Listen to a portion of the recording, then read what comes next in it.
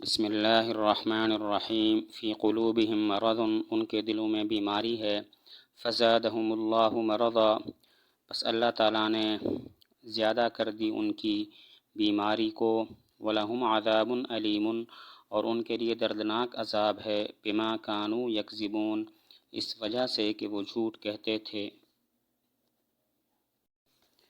فی قلوبہم مرض، ان کے دلوں میں بیماری ہے۔ مرض کہتے ہیں اس بیماری کو جو بدن کو عارض ہو اور اسے حد اعتدال سے نکال دے اور اتنا کمزور کر دے کہ وہ اس کو ہلاکت تک پہنچا دے۔ مرض اس بیماری کو کہتے ہیں جو بدن کو عارض ہو کر اسے اعتدال سے نکال دے اور اتنا کمزور کر دے کہ اسے ہلاکت تک پہنچا دے۔ یہاں پر مرض سے مراد حقیقی معنی نہیں ہے بلکہ مجازی معنی مراد ہے، یعنی وہ نفسانی اعراض کہ جو انسان کو لاحق ہوتے ہیں، جیسے جہالت، حسد، کفر اور بد اعتقادی۔ تو یہاں پر یہی امراض اس لیے مراد ہیں کہ منافقین انہی امراض کے اندر مبتلا تھے۔ یہاں پر مرض کا حقیقی معنی مراد نہیں ہے بلکہ مجازی معنی مراد ہے۔ مجازی معنی وہ نفسانی اعراض کہ جو انسان کو لاحق ہوتے ہیں، جیسے جہالت، حسد، کفر وغیرہ۔ تو یہاں یہی امراض اس لیے مراد ہیں کہ منافقین انہی امراض کے اندر مبتلا تھے۔ فزادہم اللہ مرضا، اللہ نے ان کی بیماری کو بڑھا دیا۔ اس کا مطلب ہے کہ دلوں میں حسد وغیرہ کی بیماری تو پہلے سے موجود تھی، اللہ نے اس میں زیادتی کر دی، اور زیادتی اس طرح ہوئی کہ اللہ تعالیٰ نے مزید قرآنی آیات نازل کی، انہوں نے ان آیات کا انکار کیا تو بیماری بڑھ گئی۔ اللہ تعالیٰ نے حضور صلی اللہ علیہ وسلم کی مدد کی، ان کی دشمنی کو ظاہر کر دیا، تو اس طرح ان کی بیماری اور بڑھ گئی۔ فزادہم اللہ مرضا، اللہ نے ان کی بیماری کو بڑھا دیا۔ مطلب ہے حسد وغیرہ کی بیماری تو پہلے ان کے اندر موجود تھی، اللہ نے اس میں اضافہ کر دیا۔ وہ اس طرح کے مزید قرآنی آیات نازل کی، ان آیات کا انہوں نے انکار کیا تو بیماری اور بڑھ گئی۔ اللہ تعالیٰ نے حضور صلی اللہ علیہ وسلم کی مدد کی، ان کی دشمنی کو ظاہر کر دیا تو اس طرح ان کی بیماری اور بڑھ گئی۔ وَلَهُمْ عَذَابٌ عَلِيمٌ بِمَا كَانُوا يَكْذِبُونَ، جھوٹ کہنے کی وجہ سے ان کے لیے دردناک عذاب ہے۔ وہ جھوٹ ہے ان کا یہ کہنا آمنا، اپنے آمنا والے دعویٰ میں جھوٹے ہیں، اسی وجہ سے ان کے لیے دردناک عذاب ہے۔ وَلَهُمْ عَذَابٌ عَلِيمٌ بِمَا كَانُوا يَكْذِبُونَ، جھوٹ بولنے کے سبب سے ان کے لیے دردناک عذاب ہے، اور یہاں پر جھوٹ سے مراد ہے ان کا آمنا کا دعویٰ کرنا کہ ہم ایمان لائے ہیں۔ بسم اللہ الرحمن الرحیم وَإِذَا قِيلَ لَهُمْ، اور جب انہیں کہا جاتا ہے لا تفسدوا فی الارض، زمین میں فساد مت مچاؤ، قالوا، تو وہ کہتے ہیں انما نحن مصلحون، نہیں ہے سوائے اس کے ہم تو اصلاح کرنے والے ہیں۔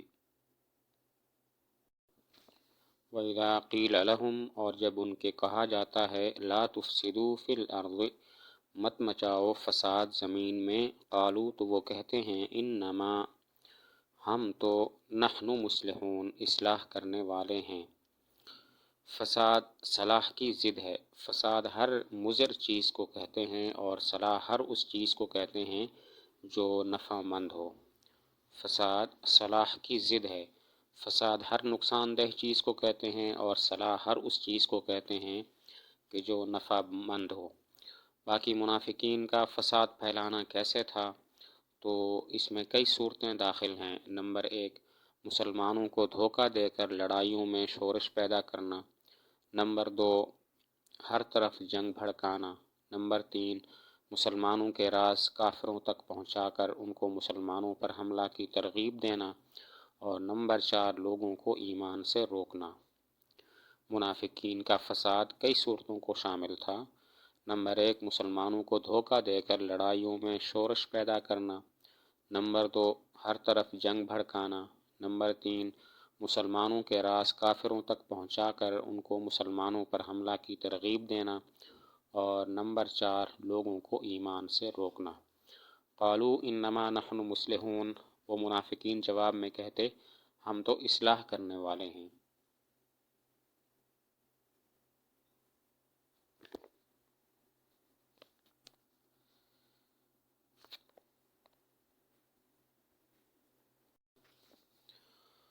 یعنی ہم تو لوگوں میں میل جول کرانے والے لوگ ہیں، فسادی لوگ نہیں ہیں۔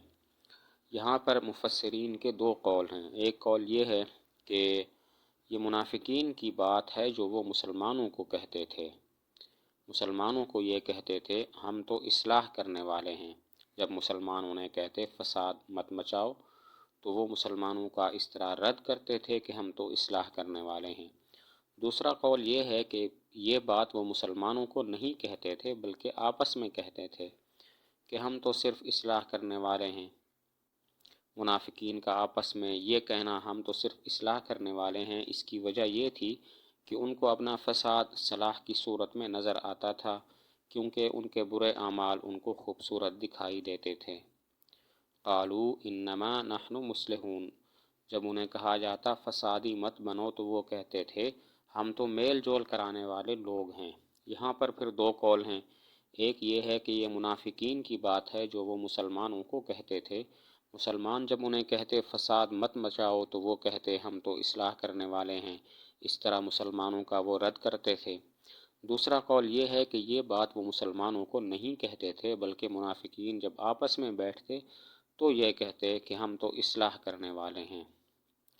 ان کو اپنا فساد صلاح کی صورت میں نظر آتا تھا کیونکہ ان کے برے اعمال ان کو خوبصورت دکھائی دیتے تھے۔ بسم اللہ الرحمن الرحیم۔ الا خبردار، انہم بے شک یہ، ہم المفسدون یہی فسادی ہیں، ولکن لا یشعرون لیکن وہ سمجھتے نہیں۔ الا خبردار، انہم ہم المفسدون بے شک یہی فسادی ہیں، ولکن لا یشعرون لیکن سمجھتے نہیں۔ یہ منافقین کا رد ہے۔ وہ جو کہتے تھے کہ ہم صرف اصلاح کرنے والے ہیں، تو اللہ تعالیٰ نے رد کر دیا کہ اصلاح کرنے والے نہیں ہیں بلکہ یہی فسادی ہیں۔ یہ منافقین کا رد ہے۔ منافقین کہتے تھے ہم تو صرف اصلاح کرنے والے ہیں۔ اللہ تعالیٰ نے رد فرما دیا کہ یہ اصلاح کرنے والے نہیں ہیں، یہی فسادی ہیں، اور یہ رد انتہائی بلیغ طریقے سے ہے اور اس میں بلاغت کی کئی صورتیں ہیں، کئی وجہیں ہیں۔ نمبر ایک، جملہ کا مستانفہ ہونا یعنی الگ جملہ ہونا، الا انہم ہم المفسدون، یہ ایک الگ جملہ ہے۔ نمبر دو، مضمون کو پکا کرنے کے لیے الا کو ذکر کیا، الا حرف تنبیہ کو یہاں پر ذکر فرمایا گیا۔ اور نمبر تین، کلمہ انا کے ساتھ اس کی مزید تاکید ہو گئی۔ اور نمبر چار، خبر کو معرفہ ذکر کیا، جب خبر معرفہ ہو تو بھی تاکید حاصل ہو جاتی ہے۔ اور نمبر پانچ، اسم اور خبر کے درمیان ضمیر فصل ہے، یعنی ہم اسم ہے اور المفسدون خبر ہے، ان کے درمیان ہم ضمیر ذکر کی جو کہ ضمیر فصل کہلاتی ہے۔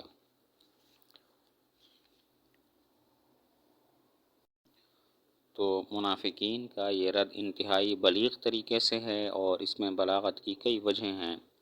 نمبر ایک، جملے کا مستانفہ ہونا یعنی الگ جملہ ہونا۔ نمبر دو، مضمون کو پکا کرنے کے لیے الا حرف تنبیہ کو ذکر کیا گیا۔ اور نمبر تین، کلمہ انا کے ساتھ اس کی مزید تاکید ہو گئی۔ اور نمبر چار، خبر کو معرفہ ذکر کیا گیا، اور جب خبر معرفہ ہو تو تاکید کا فائدہ حاصل ہوتا ہے۔